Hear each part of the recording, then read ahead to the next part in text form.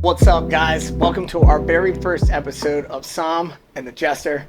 That's Jordan. I'm Colin. Welcome. Cheers. Cheers. Cheers to the first ever podcast. So, we're just two guys that, have... I love that. That is definitely 100% in the episode, though. We are the first ever podcast. Have you guys ever heard of podcasts? It's kind of like radio here. Anyway, go on. It's my first anyways. But apparently it's not your first time doing it, though. No. And I did have a podcast that was on a platform on Spotify that I can't remember. I'm not very good with the technologies. Yeah, I had a podcast that was called Beer Whisper, right? And we had a really great restaurant down in Arlington, Virginia by us. Shout out to Rustico that closed down. They had great craft beers and everything like that, like a slew of them from all over, from, anything from like Stone type stuff out in San Diego to a lot of local stuff there, Virginia, DC, Baltimore, all that stuff. And so Sarah used to call me a beer whisperer. It's like I pick any beer and I knew she would like it, or I knew like a friend of us would like it. Like, you tell me what you like. Yeah, you know what I mean? Years of working in kitchens and stuff like that, and kind of knowing those flavor affinities of like putting stuff together. And so I was always doing them, and we had this one we really loved that even I got Sarah into called it's called Cuvée Peach by Hardywood. Shout out to Hardywood down in Richmond, Virginia. And it's like it's a tripel, so it's like creamy. It's like 9.5, so you only need like one. That was the thing about like heavy beers. I think people don't realize is like heavy beers you have to like. You don't need but one and a half. You know what I mean? When people get mad, it comes out in a tiny little glass, and they're like, "Hey, that's a lot of alcohol." 13.4, dude. That's a shot right there, bro. Yeah. And so like I was like doing this one. I was like obsessed with that beer, so I waited for a few episodes and I did it. I had no emails. I did this for like 2 months. I had no emails. I made like 5 episodes, right? Yeah. I had all the notes and everything, like scripts and stuff. Like, stupid little one-liners, and I drink the beer while I do it. I didn't film it. It was all audio. Okay. Back in the day, kids would say, just audio. It's like 2017, way back in the day. Crap, that is 8 years ago. Yeah, I mean, the technology's 20-year difference, so yeah, for sure.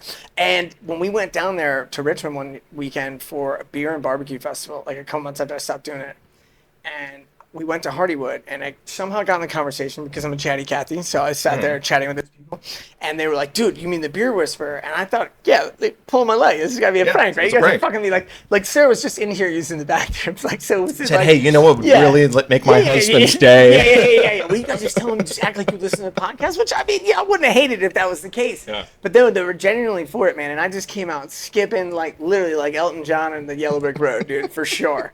For sure. I was like, they're listening to my podcast. Woo. Yeah, for sure. But yeah, so anyway, what you were saying is that about like liquor and wine. I think that's the point we were trying to make. Yeah. I used to tell people if it's wet and gets you drunk, that's what I kind of like to focus on. Came from the finance world after college, and it was kind of miserable. It wasn't exactly all that it's cracked out to be that you see on the big screens. So fun, didn't get a bonus that was an Aston Martin and a briefcase full of drugs or anything like that. You were spending money on drugs, you weren't making money to pay for the drugs.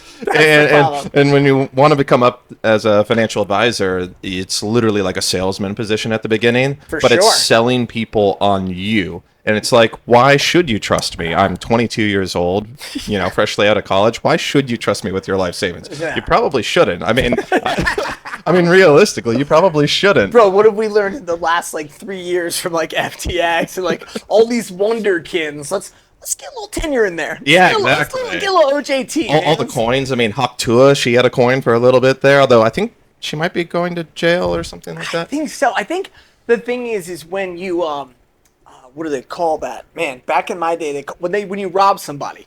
That's it. When you rob, it's larceny, right? I believe that's it's not grand theft. That's for auto and stuff. Well, the grand theft auto. That's like for high-end cars and stuff. But yeah, it's called larceny. One thing I want you guys to know here at Somm and the Jester, we are not gonna. There's no crypto coins coming. Yeah, no. There's no crypto coins. We have no. Unless you're offering, Now, if you're offering, I'm talking about it better be like that Dave Chappelle, Bill Burr, Saudi money, baby. That's it. We aren't bending our ways of being genuine human beings, unless of course it's for Saudi. Unless it's a shit ton of money. It's got to be a shit ton of money. Which is right now. I think it's Saudi oil money. I think that's where we're at right now. I mean, it's Riyadh season, baby. Yeah, I mean, we're trying to get invited to the Grand Prix and Grand Prix over there in Saudi Arabia. Formula One. Actually, this is not a plug here, but Formula One. I hope you're listening. James Hinchcliffe, Laura Winter, Lawrence Barretto. You guys are listening. Jolyn Palmer. Shout out to F1 TV. But 100% an awesome Grand Prix. First Grand Prix my wife and I ever went to. Went out there to Las Vegas last year. Stayed at Planet Hollywood, which was great. We could see the back of the track. Really, really, really cool. Had the supercar series there as well too, which was really cool. Like in between the Formula One, but they have the FIA Academy, the women's races. Let's go, Maya Vug. Hold on to that Ferrari win because that's the only Ferrari wins we're gonna get this year right now. Oh no! Okay, come on, ragazzi, Ferrari, ragazzi. That's also why we are featuring an Italian wine for our first episode. But Las Vegas Grand Prix was fantastic. We sat there right on the last last turn there until they go to the start finish, so not far from like where they were going to repeat the lap. Totally awesome. It was really fun. The section we sat in had like hospitality, so we had like food and drinks, and it was really cool. And then you had areas where you come out like you're watching on the screen, and even the back of our grandstand had this car, like the wheel was spinning like on the Formula One car, even though it was like the little like thing on there. But it was very cool. I mean, George Russell won. Yeah. McLaren Ferrari fans here. You know what I mean? Just shout out to Paddock Club. You know what I mean? If you're listening there. But yes, we had a great time there. It was very good. It was very chilly. So like I see the appeal of like why that's more of a challenging race. Yeah. Because of the whole whatchamacallit, of it being like pretty daggone cold. Yeah. Funny thing was how many people bought $300 and $400 jackets of merchandise because they showed up on practice day and race day and they're like, oh, I'm gonna be out here. I need to get that North Face F1 jacket. Oh my god! Well, of course that's the only one they're selling. It's like the trench coat. Lewis. Or what's that really new, expensive, like fashionable kind of climbing outerwear brand, Aterix or something like that? Oh, they've been around for a while. Have they been around? I've only seen them recently. Because it's like that. Arc'teryx is like the guys going to Everest and stuff. Like it's really hardcore, right? But now it's become kind of like if you got money, fashion type of thing. Dude, it was $700 jacket that's rated for -20. In the day, in the 90s, when I was in high school, and I used to work for a commercial plumbing place, right? 'Cause in the 90s, they paid you like $22 an hour. It was freaking amazing, you know? That's good But money. you were digging ditches, you're working 10, 12 hours a day, you know what I mean? You're paying for it now with your back and your legs. For sure, dude. And so, but back then, dude, if you worked hard enough, like, you didn't get a bonus as basically like you weren't an intern, you were an apprentice, you still got paid. Yeah. But they would give you like a Carhartt jacket. Oh, with oh my god, and you're like, now that's fashion. Yeah. Now let me tie it around my waist and wear a Carhartt beanie. It's like, I'm like, dude, and it's like, is the quality still there? I'm sure it probably is. I mean, I still see workers wearing Carhartt, but it was like, it's funny how all that stuff turns into a damn fashion. Is that the same brand. way like with boots, like what happened with like Timberland and stuff like that as well? Were they originally like work boots or were they always fashion? I mean, I think they were always fashionable. Timberlands were always fashionable for sure, man. Timberlands were always freaking those Timberland snacks, son. Those things were dope, dude. Everybody had that, but I didn't understand the unlacing. I mean, you got to get that time up. I mean, if you're gonna scrap, man, you don't want loose shoes on. You know what I mean? You have to stand there. You want loose shoes you can put your foot in, but then you can lace them up and get tight. But like, what are you gonna do with loose shoes? What are you kidding me? Come on, dude. That's silly. Even just walking around, not even scrapping. Man, you're gonna get calluses, dude. You're just gonna get calluses. As it's just constantly moving. 100%. There's a tip that they say when you go out hiking, right? If you're hiking, and even like when I go cycling and stuff like that with Clippins, I'll wear a thin dress sock and then like a thicker sock over top of that. Okay. One, it helps you keep with bugs and stuff like that, but it also keeps that friction from going back and forth. You know what I mean? It keeps you kind of still in there and stuff like that. You got that loose boot on, man. You're going to be getting calluses and, all kinds of crap in there by the end of the day, dude. So now in just a couple of days, we have this year's Vegas Grand Prix. Yeah, we got practice tomorrow. Which we got that's right. Tomorrow is Friday. So we've got to... you still planning on staying up to watch it? What is it? 10:30, 11 o'clock? We're watching it. It's yeah, 11 we're PM. watching it, right? We're watching it. We're watching it. 100%. There may be an episode during the race. You don't know. It's not going to go live. We're not going to go live, but there may be an episode recorded during the race. That could be a solid episode. Yeah. A midnight special. Yeah. A little drinking wine and commentating poorly on F1. For sure. We'd be the commentators that can swear. 100%. But like, if we don't show it and we're not playing the sound of it, is it necessarily? No, because it's literally us watching it, right? Could we? I think we could. Right? I think we could. This podcast just pivoted on the very we just pivoted a little bit on the first one. That's okay. We keep it fluid. Okay, we keep it fluid. All right. So tell us even more about. So you have this background here, and you went into finance. After finance, so after finance, I decided to follow my passion for wine. Not my first love, as I used to call it, but my passion, because I recently got married. So passion is the safe word. And you're not supposed to tell me. That's you and the wife. Yeah. Oops. You should probably change that now. I know it. Sorry, babe. Yeah, we're going to go with banana.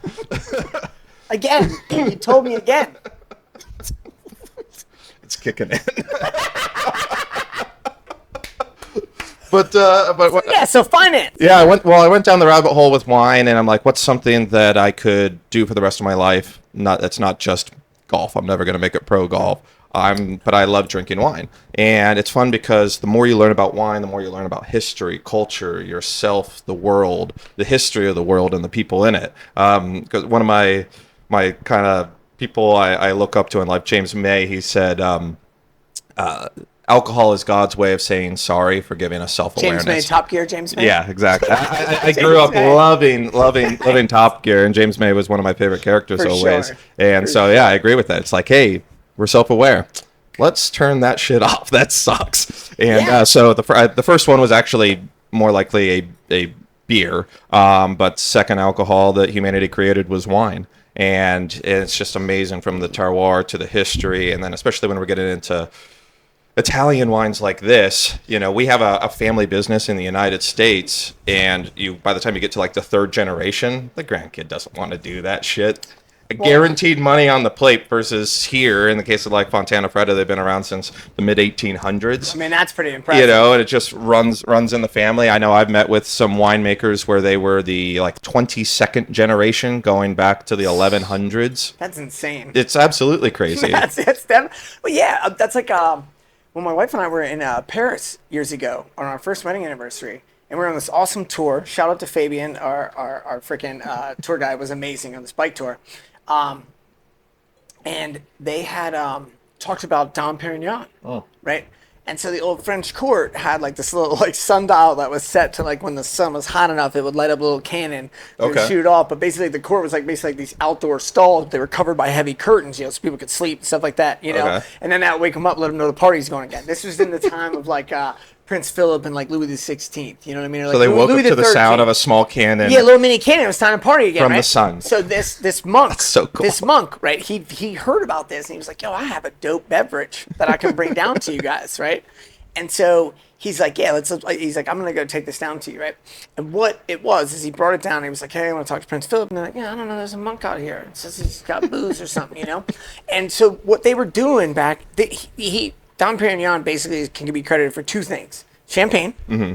And that was the monk's name, by the way, Dom Perignon. Yeah. So you can look this Father up. Perignon. You can Google that. So, yeah. Well, I don't know. I don't know what the monks were back then in like the Baroque era. What was, I went on the tour, but they had wine, so I don't know anything on the tour. So he figured out how to plug it with more like a cork, right? And he used like a honey to seal it. It wasn't like cork. Yeah, it was like a beeswax. But it was thing, basically the same way that they would like plug kegs. Okay. Right. Yeah. And so he plugged that, but it was like from honeycomb. It was honey. Yeah. Yeah. And that honey dripping down over that time fermented. Yeah. Created secondary fermentation. 100%, because that's not. Because it introduced sugar into other's dead yeast. 100%, and that became the Champagne region. Oh man. Yeah, 100%. I can't wait for a Champagne episode. Oh, Champagne! Oh, yeah, shit, this is like the magnum the size of like a small child. We get like a 5 liter. It has we have like a magnetized handle on it to dump it over into there. But yes, yeah. So like, there's so many like cool things about like the history of wine and stuff like that. So tell us a little about this Barolo. So Barolo. Barolo. So if we think of the boot of Italy, this is kind of the upper shin behind your kneecap area, if you will. So they call that area the Piedmonte, and it's right on the foothills of the Italian Alps, and it's just gorgeous countryside over there. Just literally foothills leading up to mountains. A fair amount of elevation change as you go through the areas, and probably the most famous two wines to come out of the area of the Piedmonte are Barolo and Barbaresco. just like when we get into European wines and it gets a little confusing because we don't label by the varietal, we label by the region or the style. Barolo and Barbaresco are regions. So I was looking at my little notes here. Yeah. Isn't it also that Italy is also known as the Enotria? Enotria. It means like land of wine. Yeah, I mean, because they have they are the most, an astounding amount of 2,000. varietals. Is it 2,000 or more, or something like that? I've heard as many as like upper 5s to 6s in some cases. Jeez. I mean, every time I would meet with like an Italian supplier, I would end up discovering a new grape varietal. So now, all right, here's a stupid question, right? So they have like 5,000 varieties of grape, right? Yeah. But only like 400 varieties of wine, like 350 varieties of actual wine from those grapes. So that's where it gets complicated. So you'll notice on these wines, you'll have these stickers, and they'll say either like an IGT, DOCG, or a DOC. The DOCG is the top tier. And it stands for Denomination de Origin Controllata Garantita, whereas DOC is just remove the word guaranteed, I guess. Rewind that back if you didn't catch all of it there. I'm not sure if we'll be able to get the Sanskrit captions on there for you guys, but you can always rewind it back, slow it down. But the premise was basically, hey, let's find the people in the areas that have been making these wines for generations, and they haven't been changing anything. They haven't been adding water. They've always been doing it the same way. Obviously, as technology improves, people are bringing in limited technology. But it was about, let's keep this kind of area the way that they've been doing things. So that's the top tier, DOCG. DOC is basically one tier below it, and realistically people from DOC are eventually looking to go into DOCG, but the whole region has to be brought up. Does it have to be older to be DOCG? Not necessarily. Like a longer vineyard, it just has to be better. Like you could like you and I could go in, let's say we had €1 million to dump into a winery that's maybe struggling. If it's in that area, that's over, because the area. So let's say we're in Western Pennsylvania. It's geographical. So you could buy into that area, and as long as you are making the wine to the standards that the DOCG regulates. So in the case of Barolo, has to be 100% Nebbiolo. It has to be aged for I would think it's like a minimum of 18 or 24 months in oak, and then a certain amount of resting time in bottle, and so that's where like the Reserva can come from, where it's a little further, and then you have like Cruise, but yeah. So if we went with €1 million and we found someone that was willing to sell us their winery, and they were within Barolo and they had DOCG status, dumbass looking Americans like us. And that's why it's not all created equal. Just because you see DOCG doesn't mean that all Barolos and Barbarescos are going to be the same. Now, when I was looking up some facts here, so I sound like I'm not completely out of my league. I'm 100% out of my league. With this one, the Nebbiolo, right? Mm-hmm. That one is known as the platinum label, correct? They call that, sometimes they nickname it. Oh, like the grape? Yeah, the grape is like the platinum label grape. Yeah, because it's considered to be one of the more upper echelon varietals, and specifically Barolo and Barbaresco are kind of the king and queen, they'd call them. So Barolo's seen as, well, the varietal itself is known as the variety of tar and roses. And Barolo's meant to be having a little bit more tar. Barbaresco's a little bit more roses. I mean, I like when I have like a smoked old fashioned. I don't know if like tar and roses. It's intense, but it's long lasting. I like bitter flavors. My wife says that ranks me on the psychopathic on the scale of like psychopath. People that like gin and tonics and things like that. No, I don't like juniper berries, and it's never coming on the show. He's gonna have a new co-host for that right there. Right. Well, why don't we open this bad boy up? Absolutely. Taste it out. I'm gonna put this out here.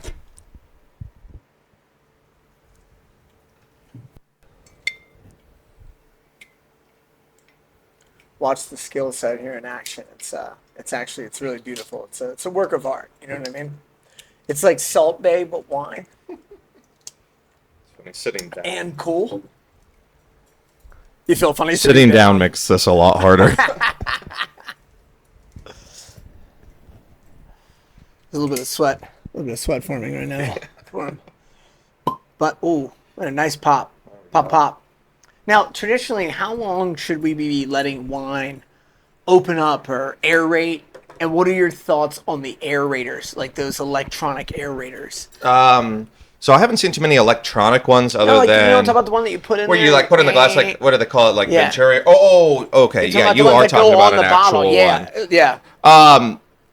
I mean, anything to get air into it and exposure into it, so that way the tannins and the polyphenols and everything inside of it can kind of relax. Yeah, but is like there a time frame of it? Should I blow into it? I mean, you can, but realistically, the best way is just plan ahead, open up the bottle, pop it into a decanter, swirl it around a little bit, and as you walk by it, just keep moving it. So there's no correct answer. There's no wrong answer. Just like the best wine in the world is the one that you enjoy. It could be, Bob Trincaro's White Zinfandel. Write that down. The best wine in the world is the one that you enjoy, people. That's the whole thing we want to bring to you here. This is not a pretentious wine show. We just want to tell you about some wines, tell you about cool wines, and let you know that if you like this one, awesome, man. If not, we'll try a different one, all right? But wine is for everybody, and it doesn't have to be seen like this douche over here as he keeps swirling his glass across the table to tell you guys, oh, yes, I seen a TikTok recently, and they were doing this here. And, oh, let me tilt it a little bit at a few angles here. Oh, I went to college for this, so, yeah. We should add like a little light box or some white pieces of paper so you can really see it. Sure thing someone doesn't know anything about wine. When they do that, when they lift it up, you can't see shit. You can't see the colors. So, like, when we're looking at this wine, we get, I mean, it's a little harder on the brown table. Oh, so you're saying when they're trying to hold it up to the light, right? That the light should actually be coming from the bottom? Yeah, the light source needs to be below it, and you need to be peering over the top. That's the only way you're going to truly see color separation. Now, you notice it more when you're blind tasting. Obviously, we know what this wine is.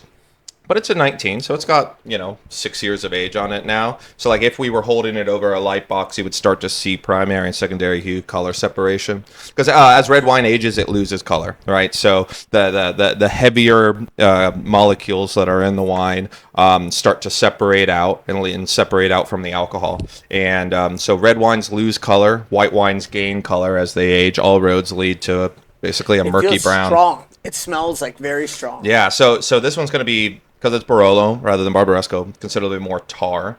You're going to get tannins not just from the barrels, but Nebbiolo is an incredibly tannic and high acid wine. Tannins. Give us the layman's version of what a tannin is. We all hear it in the freaking. You ever been licked by a cat? Yeah, right. Sure. Where it's kind of like the tongue is kind of wet, but also dry at the same time. That's it. You literally.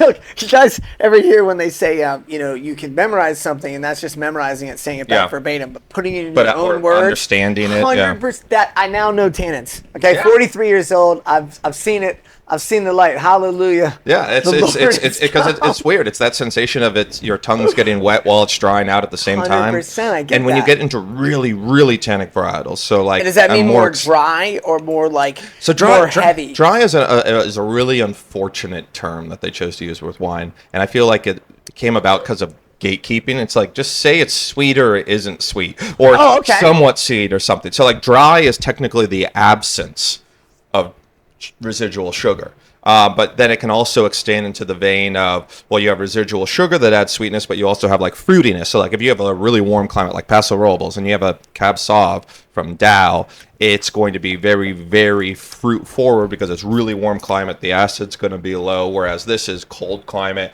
acid's high, tannins are really prevalent and grippy. They got little hooks on them. When you get into like a varietal, which we'll do sometime, like Sagrantino, your tongue and your teeth will and your lips will literally like stick together, like no joke. Yeah, I've had wines like that before. Yeah, that is the crazy because tannins. It's making me think that like, oh my god, did I not get enough water today? Yeah, you know what I mean? Yeah. There's some wines where I feel like I could. Or your teeth feel dirty instantly. Yeah. Yeah, that's gonna be the tannins. Like, you look like a Dickens character. Your teeth are all like gray and purple and faded. Yeah, for sure. Or just British. Please, sir. Please, spare some bread. Yeah. But tannins and acid are what make wine great. That's why, like, I personally prefer colder climate varietals or colder climate wines, or just altitude where the tannins get a little bit more refined, but the acid's up. because like whenever I love to cook, right? We both love to cook. Whenever you're making a sauce or something, if it gets too buttery, if it's too flabby and you don't have enough acid, it just falls flat, and it's not going to get any of that tenderizing effect on the meat. And that's where like pairings can really come in, right? Because you can use a really acid wine to kind of tenderize the meat as you're enjoying both. And now that's a great segue. With a Barolo, what do we want? Something like this with all those characteristics. Yeah. What do we want to actually pair this with? So because it's got lots of high acid, you can choose a really nice fatty cut of meat, like wild rabbit, like a really fat, like wild rabbit kind of stew would be great for this. Like Barolo to me screams like the weather we're in now, fall, right? It kind of warms you up from the inside. The acid brings you up, but it's a thin-skinned grape varietal. Like this is kind of similar to when we've drank Pinot Noirs together, where you can, like, if you held it up with a piece of paper underneath, you can read that. But by the time you get to like inky squid ink Malbec, it's pitch black, right? You can't see through that. Yeah, that's why they always called it the black grape of Cahors. This is where Malbec is from in France. I called you Cahors. My name's Colin, so I saw what you meant there. We'll have to do an episode on Cahors. Yes, yes. My wife's not. What'd be our thumb clip? Whores, Cahors. That is. No, blur out. Yeah. Blur out the first two letters of the Cahors, dude. Misspell it like come, C-U-M. The winks implied, dude. But so it's a really thin-skinned grape varietal, but it's got lots of power. And so because it's got all kinds of power, you need some bigger meat with it. But like wild game, it's just funky enough that it blends in really well with wild game.